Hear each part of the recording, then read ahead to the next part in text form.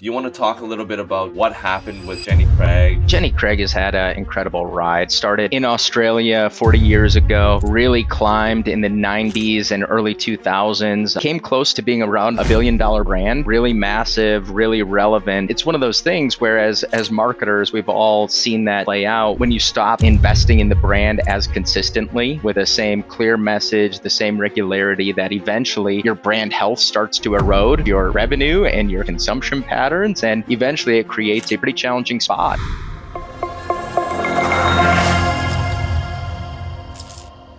In this episode, I'm talking to Dan Hofmeister, ex-CMO of Jenny Craig, a global weight loss and nutrition company with over 3,000 employees and over $500 million in revenue at its peak. On May 4th, 2023, the company announced that it was going to shut down after 40 years. Dan, at the time, was the CMO. So naturally, we're going to try to figure out why and how this happened. We're also going to try to figure out which part of the marketing engine worked well and which part did not work well. And also, we'll dive into health and fitness trends since Dan is the expert here. I'm also going to try to figure out the spicy stuff, like how much he got paid as a CMO, and also what he would have done differently had he been the owner of Jenny Craig. And every time you can't answer a question, we both have to take a shot of hot sauce. Wish me luck, Martians. Hope you enjoyed this one. Hello, Martians. Welcome back to another episode of Marketing on Mars.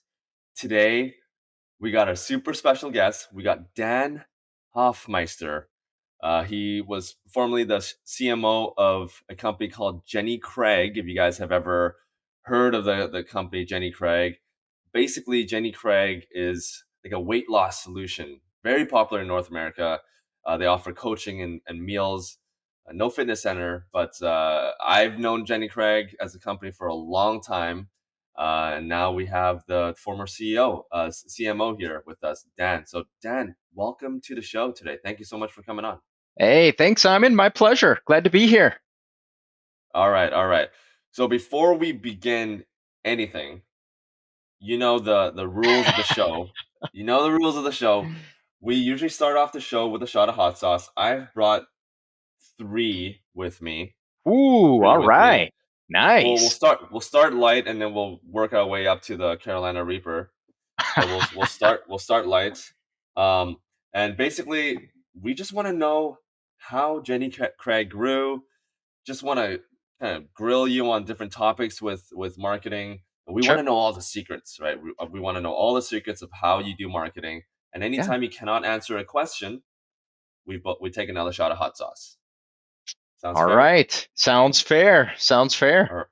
All right. What do you have for us today? Like, what are you? I'm going to start off with habanero. What are you going to start off with today? I am gonna rock my favorite hot sauce, Cholula. I don't know if you can see that, Nice. Cholula. Yeah. Yeah, yeah, Yeah. yeah. Yeah. That's a staple. That's Yeah. American staple in the household. Yeah. No Carolina Reaper hot sauce for me, Simon. I'm not that bold. You wouldn't like me afterwards. You would probably hang No, up. no, no. We would not be Yeah. friends anymore. We We don't will want not be that. friends. We do not want that. Exactly. All right. So yeah, I'm gonna go ahead and do my first pour here. And this means I have to as well. Is that right? I following That you? is correct. That is Oh, correct. lovely. All right. Well, this will be a first for me. I've never just taken a straight. There we go. That feels like All a right. hefty pour. I may have overdone it. All right. Yeah, you might Cheers. have. All right. Cheers. Ooh. Yeah. Ooh. Yeah. You know, I give my kids a punishment of choosing hot sauce or soap if they use foul language. So now I know what Really? that's like. Yeah. There we go. I can relate Uh now. Whew. oh. Okay. I got the hiccups already. Mm. Really Oh, sticks with you. Yeah. representing the Vancouver Canucks. Do you watch Ah, hockey there you at all? go. I am not a hockey fan. No, no, You're based in San Diego, correct. right? Yep, So yep. so what's your sport of choice? So I grew up in Wisconsin. So you think I should like hockey, but basically basketball, football, those are my two favorites, and a little bit of baseball here and there. So we've got our Padres Nice. here doing okay. Not great, but Yep. Nice. And basketball, what's your team of choice? NBA, the Bucks. The Bucks are my team.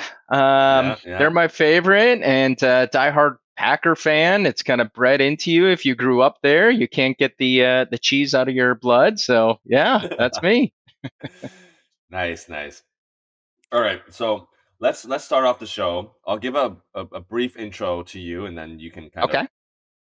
um. So you've been in marketing for a long time. Dan has been in marketing for a long, long time. He's worked for big staples like Hormel Foods, Bumblebee Foods, and most recently Jenny Craig.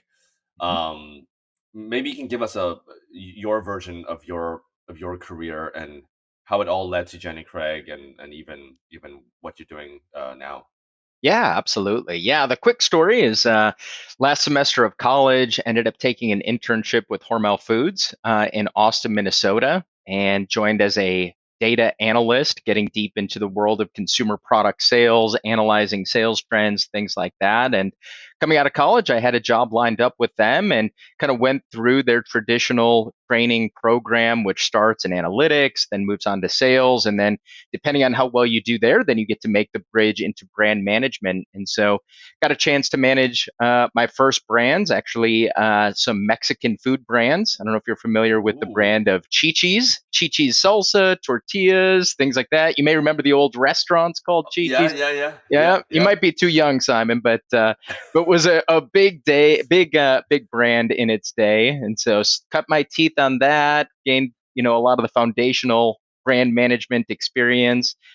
Did that for a number of years. Ended up moving on to Bumblebee Seafoods, leading a portfolio of products that had obviously been around in the marketplace for a long time. 100-plus-year-old brand that was in that spot that a lot of established iconic CPG brands are in, is trying to just reinvent themselves, establish future relevance. And so I had a chance to do that for about 8 years in a number of different functions, different products Yeah, within the portfolio. And then from there, it was a really interesting opportunity. Came up with Jenny Craig, a chance to take a brand that has been around for 40 years. Tons of people know it. I mean, has 90 plus yeah. brand awareness, but is one of those, like, again, like a lot of brands, that has got a little tired, got a little stuffy, and hadn't necessarily modernized from a brand standpoint, product standpoint, or digital standpoint, and needed some help refreshing it. And so some people would look at that as kryptonite. I don't want to touch that. For me, that was something that I thought was freaking awesome, to take a brand that almost everybody knows, but just needs a little shining up. So that's what caused me Yeah. to make the move about a year ago. And for people that don't know, Jenny Craig, uh, 40-year-old brand. It's been Hmm. around for a long, long time. At Yeah, one point, they had 3,000 employees yeah. across North America. Huge, huge brand. Um, Recently had some issues though. Hmm. Do you wanna talk a little bit about what happened with Jenny Craig, and just Yeah. your personal take because you were there when everything Yeah. happened? Yeah. So, I mean, Jenny Craig has had an incredible ride. Started in Australia 40 years ago, really climbed in the 90s and early 2000s. Came close to being around a billion-dollar brand, really massive, really relevant. And then over time, there were some changes in ownership, from a strategic owner to different PE owners and on down the line. And it's one of those things where, as marketers, we've all seen that play out, where when you stop investing in the brand as consistently with the same clear message, the same regularity, that eventually your brand health starts to erode. As your brand health Mm, starts to erode, so does your revenue and your consumption patterns, and eventually it mm, creates a pretty challenging spot. And for us, all of that was happening in real time over the last couple decades.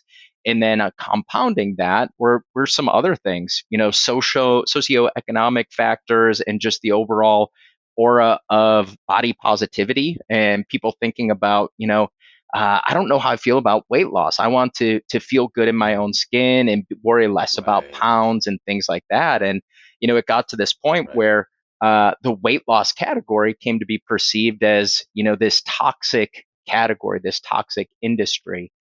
which made it difficult for a lot of the brands competing within that Mm. space to find the right path through. Some other things that happened, our last PE owner was a group called HIG. They bought the brand kind of late 2019. And at that time, Jenny Craig was pretty much Ooh. exclusively a brick and mortar retail driven business model. And Yep. then COVID comes along, and very quickly, the team, this is well before I was there, needed to pivot really quickly and figure out how do we take Hmm. this, 40-year business that's thrived on in-person brick and mortar interactions and bring it into the D2C e-commerce type environment. And I think the team did a great job, but naturally that took a pretty big bite out of the apple, made things a little bit challenging. And as time progressed, the company started to rebound coming out of that. But it was one of those that as the business model started to change, the reality of a very debt laden, high fixed cost balance sheet was very difficult for the Hmm. top line revenue to offset and mitigate. So some of those things were just big challenges. And then I'd say the last big challenge that came to the fore is drugs like Ozempic, things that were designed for diabetes treatment that have been proven to be effective for weight loss. And so all of a sudden, there's Mm. this combination of Right. factors that really put a lot of strain Mm. on the business. And even though I would say that we were able to build a really great strategy that was starting to turn the tide for where the brand could go to the future, it was one of those where it was a little bit too little, too late, I guess you could say. And unfortunately, the company ended up needing to file bankruptcy. Our owners needed to step Wow. out of the business, and so yeah, about a month ago, filed Chapter 7 bankruptcy and kind of shut the doors down. So that's where we were. So is this your first time coming out and talking about Jenny Craig since the It bankruptcy? is. It is. Yeah. All right. Yeah. Wow. Yeah. All right. Okay. I'm gonna get my hot sauce ready. I think there's gonna Yeah, be a that's lot right. of hot Yes, sauce questions. this may feel more like a therapy session, Simon. Yeah, just be ready for that. Oh boy. All right. Let's dive into this. This is so Yeah. fascinating. So the company, do you know like what like how large did the, because I just know what is available publicly online, but what were the Yep. revenues like like pre bankruptcy? Like, is that something that you can disclose? I mean, you'll tell me if this is a hot sauce worthy answer, but what I can say is that at one point the company was pushing the $1 billion mark, and Hmm. over time that eroded, and near the end we were still in the nine-figure range. I will say a nine-figure range between 250 and 500 million was kind of the range that we were operating in the last couple of years. So All right. All right. yeah. I mean, that's like a very nice. That's a nice question. What? Oh man. I guess the producers weren't happy with that Oh, that what? answer. Come Oh, on what? now. I thought it was a great I answer. All right. shoot. All right. I should have Thought known. my I PR should have known. training allowed me to say something without Right? saying nothing. Yeah. Right? Okay. All Oh right. man. These producers Here we don't go. joke around. All right. We're heading back All into the right. spice train. Lovey. Cheers. Cheers. Yeah. Whew. Feels like it's worse the second time. I thought it'd get easier. I don't know if I can make it past habanero today, to be honest. Like even habanero, I'm glad I'm not going to try. I'll tell you that even much. habanero is spicy. So the uh, um 200 to 500 million dollar Mhm. range, which is still, I mean, not too bad considering it's just 50% down from the high. I mean, Sure. it's down, Yeah. but I assume the costs hasn't gone down. Yeah. Revenue has gone down a bit, but the costs, you know, keeping up with all the retail locations and everything, like the cost was probably the biggest factor, right? Absolutely. Yeah, just our really high fixed cost structure was tough. I mean, every new customer we would acquire, the more revenue we got was instant gravy to the bottom line, really boosted our EBITDA numbers, but it was just such a heavy burden that we just weren't in a position to be able to overcome anytime soon. Yeah. Yeah, yeah. And wow, that's spicy. That is. I can't even ask my questions anymore.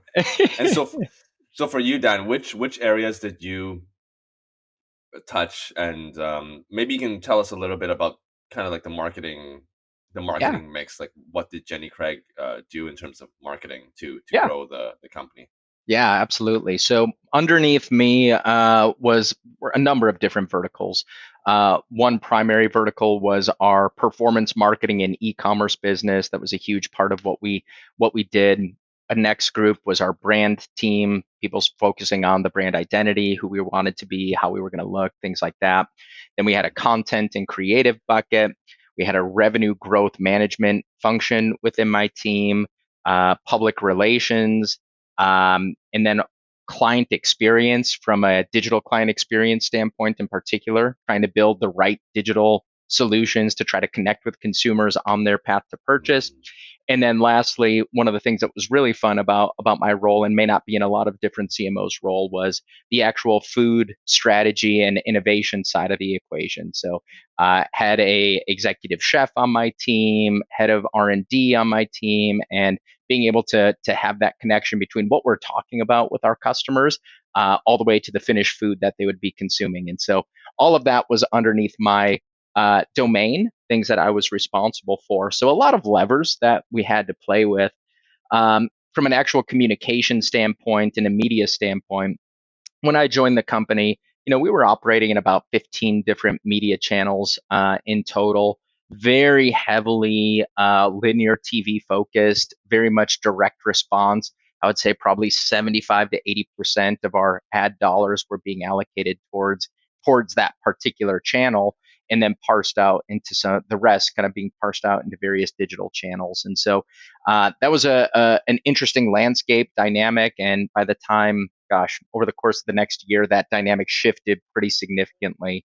Using a lot of the data that we mm. had at our disposal, ended up pivoting more to, I don't know, you could almost think of it as a uh, 50-50, almost 45-55 in favor of more digital type options in terms of our overarching media mix. Right, right. And so it was like close to 50-50. But when you first started, even like before, it was Yeah, way more geared towards the retail side, right? yeah, Online was just a small percentage of it, right? Like, how big 100%. do you think? How big do you think when you first started? What percentage was the e-com side, the online Oh side? gosh, it was interesting. The actual revenue from our ecom business was probably uh, I don't know, maybe about 20 to 25%. And what we would see is we were living in kind of this dual reality of trying to conduct commerce online while at the same time having these physical locations and knowing that customers that do bridge the gap from that online engagement to in-center engagement tended to have better results, tend to have longer Yeah, CLV, all of those types of things. yeah, And so we were kind of in this weird spot of we want to drive a lot of revenue online, but also want to support our physical centers. And so, what we would usually have happen is, people convert online, and then we would try to then convert them again to an in-center relationship. And one could argue whether that's the right approach. I think over time, had the business continued to move on, we would have need to accelerate that pace of change to essentially migrate away from our physical locations from a cost standpoint to getting it 100% tied to more online driven revenue. yeah. I've spoken with a lot of C-suites and founders in the food and beverage Hmm. industry, and it seems like the online piece is just so difficult.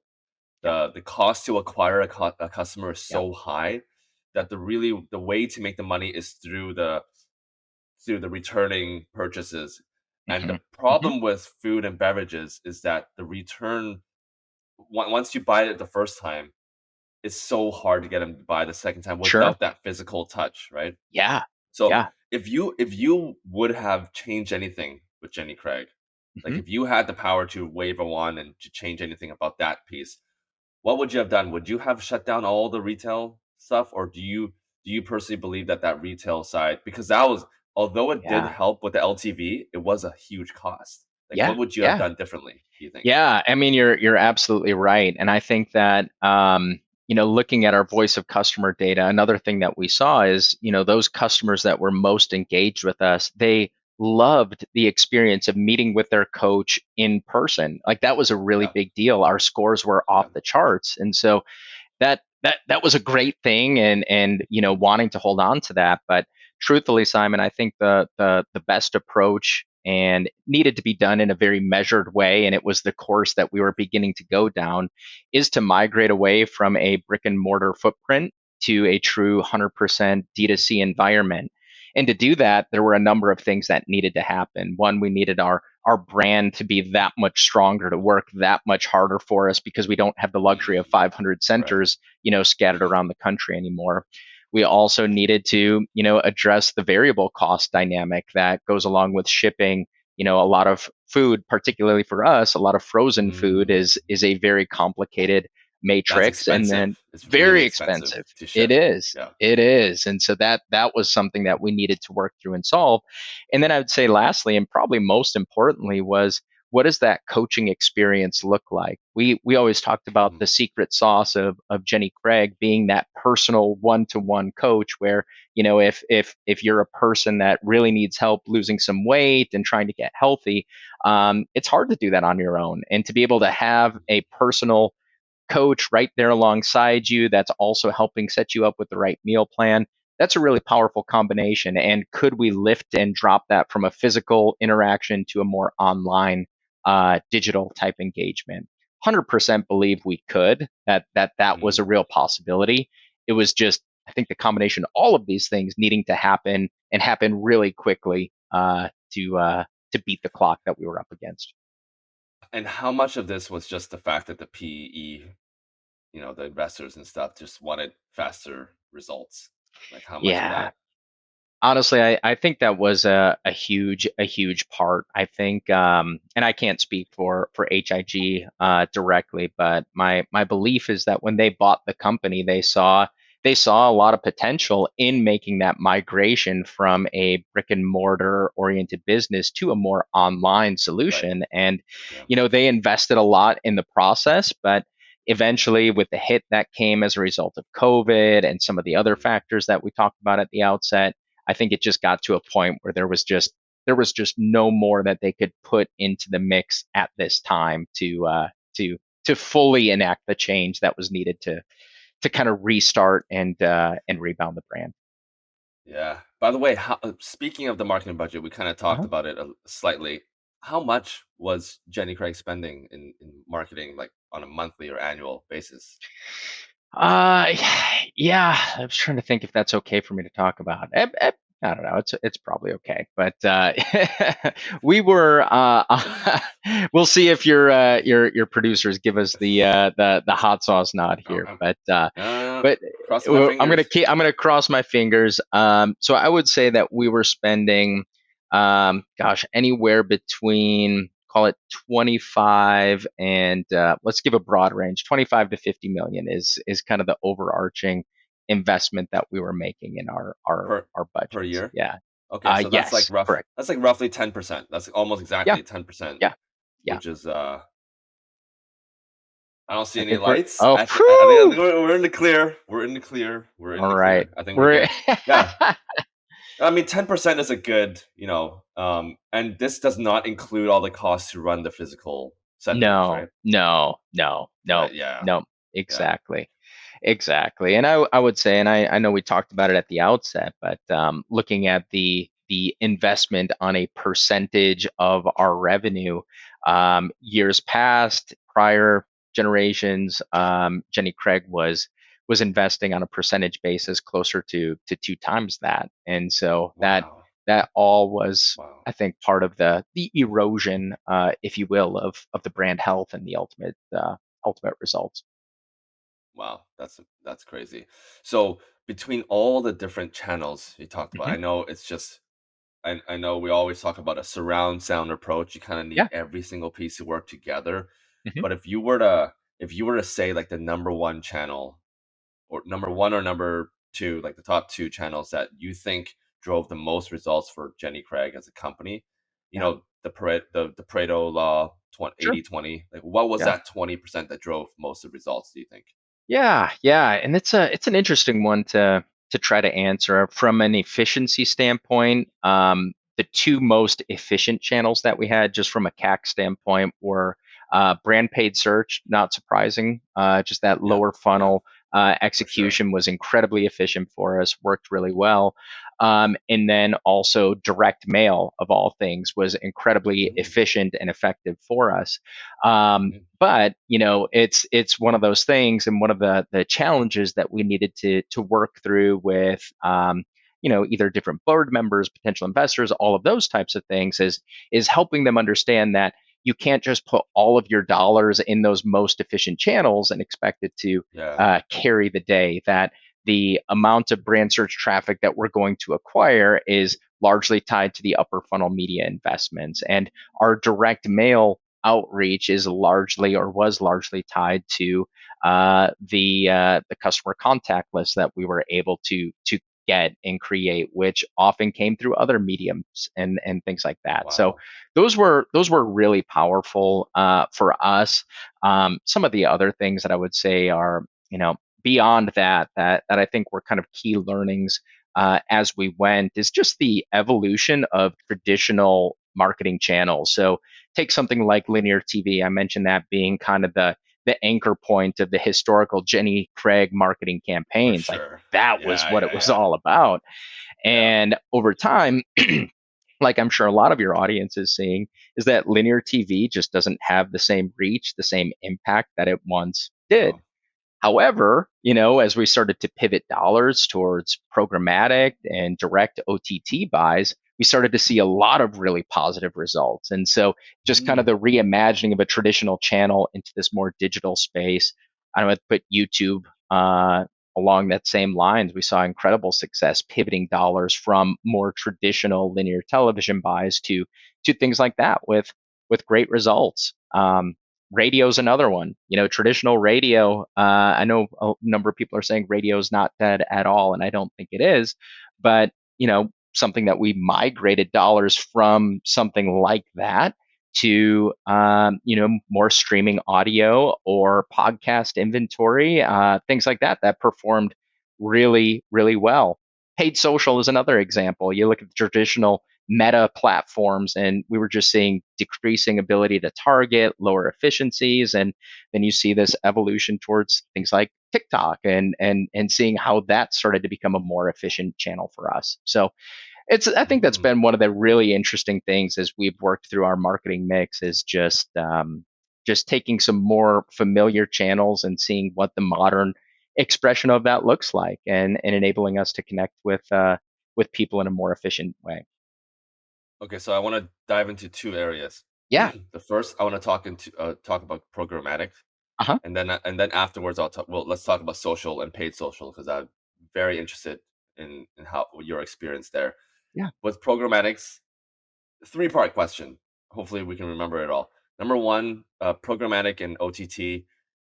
You mentioned that's a very big channel for you guys. Do you know Mhm. which channels did you guys use? You mentioned YouTube as one. Did you guys use Hulu and other ones? Yeah. Uh, First part of the question. Second part, what were the results of Yeah. that? And then the third part is like, who were you targeting? Age group, ICP. Like, what was the ICP? And I'll let you maybe answer the first one first. Like, which channel? Yeah, yeah. So I would say programmatic was an area that we were very much still in the test and learn environment, getting Okay. our feet wet, experimenting. But based on we would, and just to just take one big step back, our biggest campaign time of year was really the first quarter of the year, call it diet season, and then looking at later in the Yeah. year, kind of a back to school timeframe as well. Those were kind of our two drive periods. And so, Yep. thinking back to 2022 fall campaign, we started to dip our toe in the water with a little bit of programmatic, and saw some really, really positive results. Um, Very efficient, even higher, much higher efficiency than we were seeing from a linear television buy, but it was still small. It was a small portion of the buy, so we didn't want to put so much weight on it yet. How Then the much? first, How much were you guys spending roughly?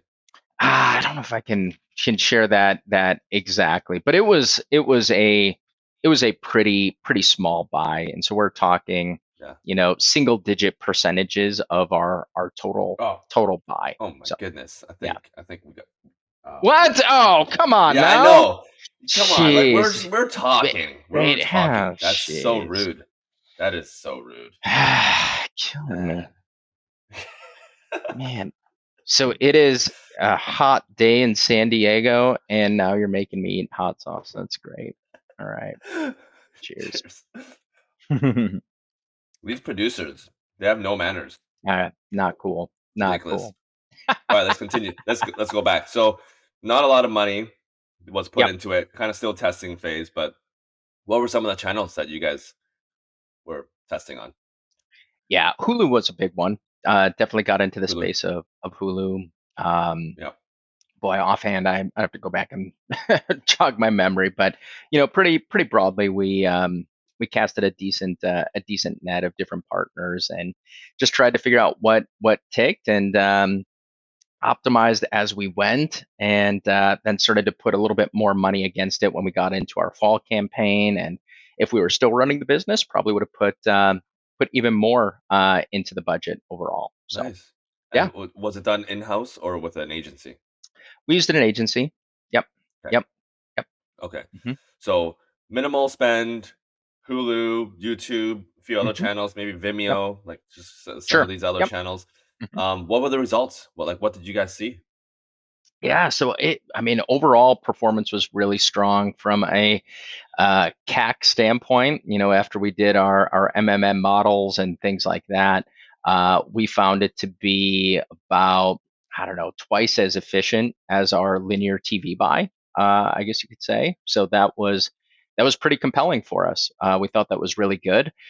We actually even saw it be more efficient than some of our direct OTT buys as well, Oh, which was a bit surprising. We were surprised to see that, but thought it was really good.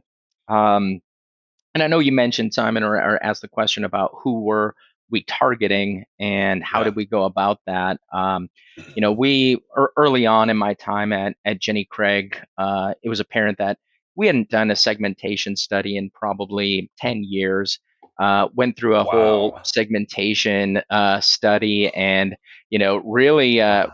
it was really helpful. Kind of get some of those foundational insights, and we dove deep, and ultimately we landed on kind of our core business, who makes up the majority of who we're relevant with today. And we define them as our look centric optimizers, people who are out there to lose weight primarily with the idea in mind of looking better, having more confidence. And then we also had a group that was our health strugglers, people who were genuinely facing a health crisis and needed some support in order to live longer, healthier lives with their families and things like that. And so a lot of the content, obviously we had demographics mapped to that as well, but that was kind of our core. And then at the same time, we were starting to push the ball forward in terms of a more aspirational target, a little bit more racially diverse, Mhm. younger, Right. less tied to just core weight loss and more interested in broader wellness ideas and things like Yeah, that. yeah, So yeah. we were kind of in the process of, that living in that dual reality of meeting our existing customers who are really relevant with today, while at the same time slowly starting to bridge to reach newer audiences, that we aspired to capture in the future. What was like the top demographic for you guys? If you were to So say whether male, female, yeah, ages between, yeah, you know. yeah. So demographically speaking, female, gosh, roughly 85% of our business was conducted with females. Okay. Tended to be more affluent, and so income 200,000 plus was really who we over-indexed with, affluent females. And really for the future, we and they also tended to be a bit older, to in the spectrum of 55 to 65 was kind of where our core sweet spot was. And so looking at the future of the company, huge part of what we needed to do was find a way to reposition the brand to connect with the younger demographic, offer the right solutions with the right messaging, and delivered in the right way, with the right media platforms and the right digital experiences that we were working on. Yeah. That it seems like there was probably a huge opportunity to focus on community Yeah. with Yeah. this group because affluent females, probably working class, maybe Hmm. founders, Hmm. C-suite, Hmm. VPs. It could be a blend of health and fitness goals, but also maybe like career and just like personal development. Like that could have Yeah. been a huge angle Yeah. that might have been able to reduce a lot of you know the retail brick and mortar type costs if you Yeah. just focus if there were a bigger focus on community. I don't know. Yeah. Maybe there's a way Yeah. to salvage all Sure. those contacts. I don't know what happened to all those contacts after the bankruptcy, but like that would be the first place I would go. I'll be like, Yeah. that's a landmine of contacts right there Oh, that a absolutely. lot of companies would want to, target. So, Big time. but Big that's time. Yeah. You're absolutely right. Absolutely right. Yeah. so now let's shift focus a little and talk a little bit about paid social. Okay. You mentioned a little bit about TikTok. You mentioned about the challenges of Facebook. We hear Hmm. about this all the time. Yeah. Facebook spend going down, targeting kind of sucks, IG kind of going down with it, and Yep. everyone is kind of testing on TikTok. Yep. Some people are seeing a lot of good results, some people are not seeing good results. What has Yep. your experience been with paid social? Yeah, yeah. I mean, all of those things. From our perspective, the cost of meta platforms and advertising on meta platforms, it seems as though the cost continues to rise, and what you're getting for Yeah, that investment seems to be going down. So higher yeah, cost, worse targeting, uh, worse performance than you would prefer. And so that's definitely been the dynamic that I know we had been wrestling with. At the same time, it's the 800-pound gorilla, and that being relevant in that space is absolutely critical. And going back to your point, thinking about the idea of community, I think for all intents and purposes, that's still a great vehicle to create a true sense of community. That's actually a little bit more difficult to do on a platform like TikTok. But exactly. Yeah, yeah, that was kind of yeah, the rub for us. But from a paid standpoint, we were I again, this was another thing that we infused a little bit of a test and learn type methodology, make some small bets, and then expand it. And so it started as a trying to build out a very limited organic presence on TikTok. Got that in place, and that's a very challenging thing to do. How do you do that in a way that's genuine and authentic? I mean, we all know that yeah, for content to yeah. be meaningful on TikTok, it needs to be genuinely genuine, needs to be really authentic. It can't be something that looks like it's been professionally produced and things like that. So Exactly. we I felt like we did a pretty decent job of navigating those waters. And then from a paid side, I was just blown away with the results that we saw from an efficiency standpoint. Way cheaper cost per click, way Way cheaper cheaper. cost per Exactly. 1,000 impressions. Uh, 100%. way cheaper. Yeah. Yeah, Way exactly. And so for us, we kind of operated under the mindset that we kind of need to get while the getting is good. That eventually those costs are probably going to change. But yeah. right now it felt like the best deal out there right now. And so and that whole experience it also was formative for me to think about, okay, what other social platforms are out there that we should at least have high on our radar that could be the next more efficient play. This could be something that we see more frequently, where the established social media platforms end up giving way to some of the newer platforms in a more efficient way. And do you need to, as a Always. brand, continue to keep eyes on those types of things? So Are you on Threads yet? I am actually not yet, and for such a terrible reason. I just haven't gotten around to jumping on it, but I am so excited about it. I just haven't Oh gone to man, it. I have dug into the Threads rabbit hole. Yes, Like the first weekend of it, I spent 25 hours on Threads I on a love it. weekend. I love it. And I started I'm just like on Threads. Like Threads has become my number, almost deep replacing LinkedIn to some Wow, extent. really? I'm Wow. still doing a lot of LinkedIn, but I've already invested 8 months. So just to give you some perspective, I spent 8 months investing every single day on LinkedIn to grow it to the place that where I'm at now, where I'm getting uh, 8 to 10,000 impressions per post. I'm Yeah. getting probably between 50 to 80 likes organic per post, and Yeah. a similar an amount of comments. For Threads, I invested 1 week on Threads, and I'm getting the same engagement. One Wow. week. Wow. Wow. Because there's so much excitement, like to your point, Mm, whenever there's a hmm. new social media platform, there's so much excitement.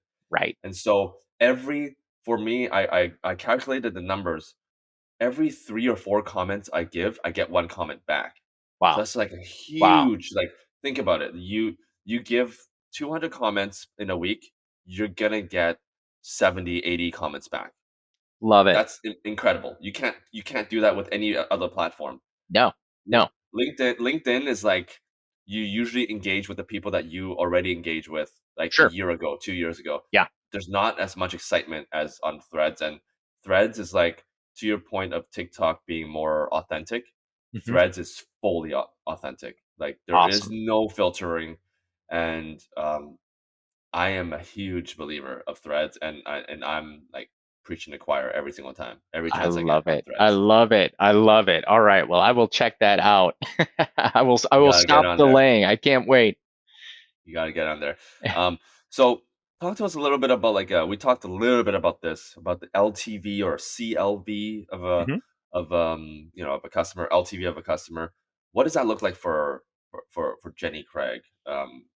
You mentioned that being very there's a lot of touch points and Yep. the retail locations being a huge driver for that. Do you have any idea what an LTV of a customer Yeah, looks like? yeah. So for us, and it may not be relevant to your audience, but for us, what we found is a huge portion of our customers are returning customers, customers that, hey, I may have joined Jenny Craig 5 years ago to lose weight for a wedding, and you know what? Now I'm coming back to do the program again.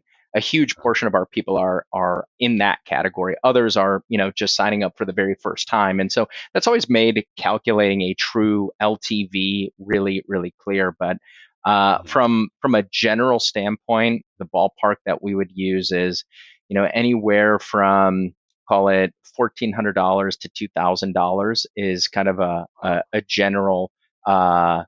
general value. And so for us, our program is built on every week. You get a full delivery of food. That's kind of the bulk of what you're paying for. And so then it becomes a question of how many weeks do we keep people on the program uh, Mm, to accomplish their goals. Um, a lot of people, once they've, one of the things that I was working on from a product standpoint is, a lot of times we would have somebody go through the program, stay on the program for 8 weeks, 12 weeks, and then we would basically fire them from the plan and say, okay, you're done. whoa. Go, good luck. You're on your own now.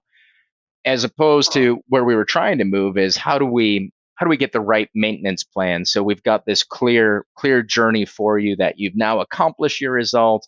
Here's something you transition to. Maybe you don't need as much support as you did before, but you're going to stay engaged with the brand. And Hmm. hey, we're here for you when you want to come back down the road, as a way to really bolster that that Yeah. that true lifetime value. Yeah, I mean, those, yeah, that's surprising. I felt like that was a huge opportunity to then Yeah, turn them and start the next program potentially. exactly, Like, exactly. like, Yeah, like get him back for a consultation and like, what are your next goals now? yeah, And maybe there are plans that if if $1,400 per month or whatever is too expensive or whatever the cost is, yeah, maybe there's a plan to get them on a lower cost plan, yeah, but yeah. still have them continue, or maybe now their goals have switched to now building muscle. Maybe there's Yes, yeah. something now. Okay, now here's another area of Jenny Craig that is more focused on leaning out and bulking. I don't know. Um, 100%. right? 100%. Yeah. And I think that's exactly where we were starting to head and needed to head. And I think it's an important lesson for every established brand. Going back to the 90s and 2000s, health was predominantly seen in this lens of weight loss.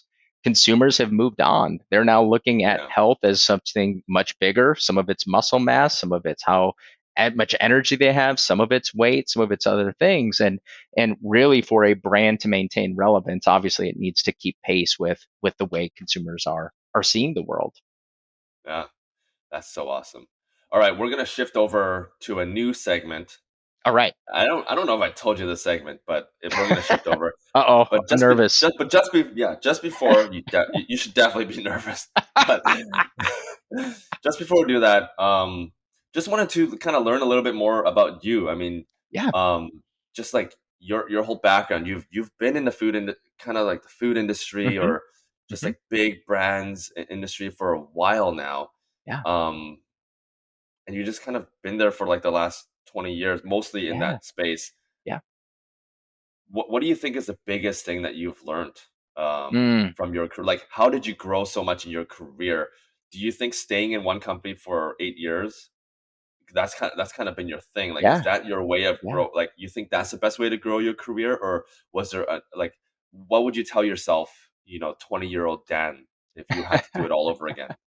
Yeah, it's a really great question. I think for me, it worked out really well being in a place for extended periods of time, largely because I kept being thrown new challenges. There that was really the key for me. The longest I ever was in one particular role was about 2.5 years. Even within a big company, there were constantly new challenges being thrown at me, which was what was exciting for me. And for me, I think I've often wrestled with that challenge of going to a high growth emerging startup or taking a more established brand and trying to turn it around. I've been more on the latter side of the The equation, latter side. turning Yeah. around certain brands, but I love both of those. I think both of those paths are incredibly fun and invigorating. And, from a career path standpoint, I don't know. I personally don't put too much weight in, bouncing around a whole lot or staying in the same place. I think the real key for me is making sure you're staying challenged. And if you're not Mm. challenged with something new after a year and a half, gotta go find something else to keep your mind growing, your skill set developing and sharpening and things like that. That's really the biggest draw for me. Well, Jenny Craig successfully gave you this new challenge after a year and a half. Now, yeah, now you're forced to do something new. So, what's next? Yes. What is next? Hats off to Jenny Craig. What's next Yeah. for Dan? Like, what are you working on now? What Yeah. you know? Give us your plan. Your next few Yeah. years. Yeah.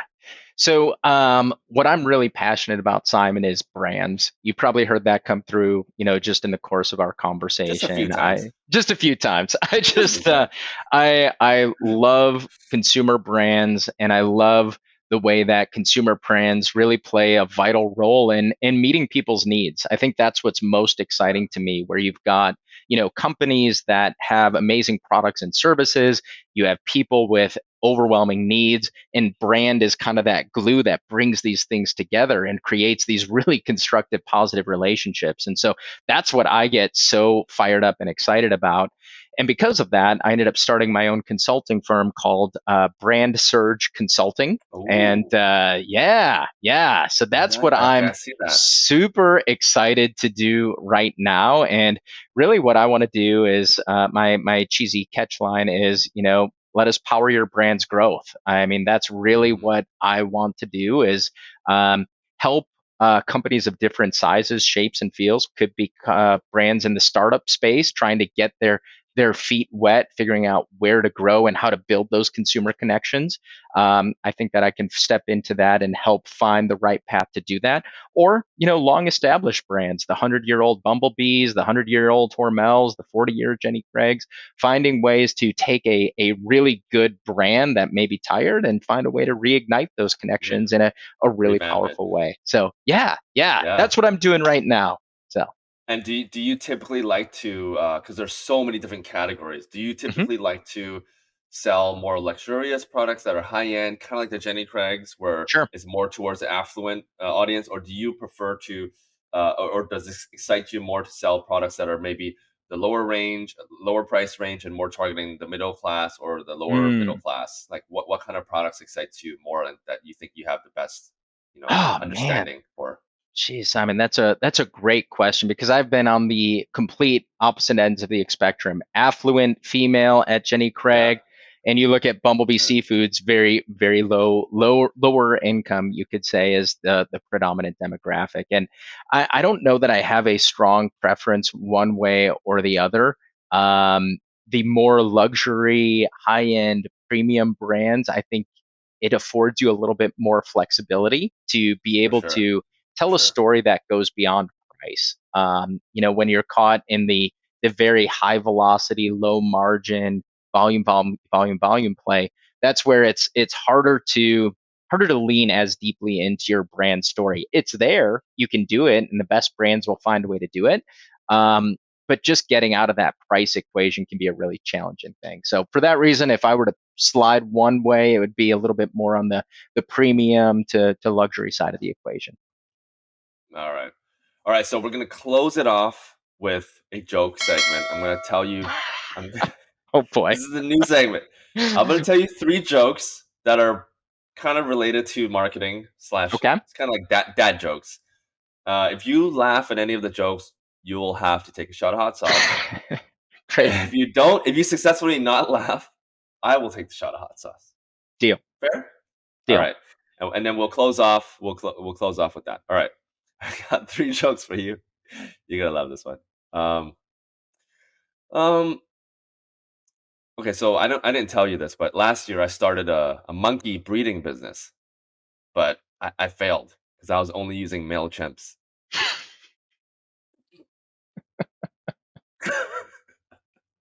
I love dad jokes. Shoot. Oh, okay. Very Hold on. childish. Let me give you one more. I'll give you one Oh, more okay. because you already lost. I'll give you one more. If you don't laugh at this one, then I will take it. So we'll take it together. All Okay, right. deal. Um. Uh. What did the grape say when it got stepped on? The grape got stepped on. What did the grape say? No idea. Nothing. It just let out a little whine. All right. All right. All Nap, right. nap, Fair. Fair. nap, nap. I was Fair. with All you on the right. MailChimp one. Yeah, that was a good one, eh? All right. All right, Dan. This is the last shot of the day. Thank you so much for All coming. right. All right, thanks, Dan. Thanks for coming on. Hey, hope you enjoyed that episode. I know I did. My mouth was burning on fire for about 30 minutes there, so I had to take a quick break before I recorded this, but I really just wanted to say thank you for tuning in. Most of us work at home nowadays, and we're all just in our pajamas, in our t-shirts, and in our hoodies. It just feels really fun and really light, and that's the kind of vibe that I'm trying to give. If there's anything that you want to add into the show, new segments or new topics to talk about, feel free to throw it into the comments below. Thank you so much again. Would not be here without your support. Until next time, peace out. Hope to see you soon.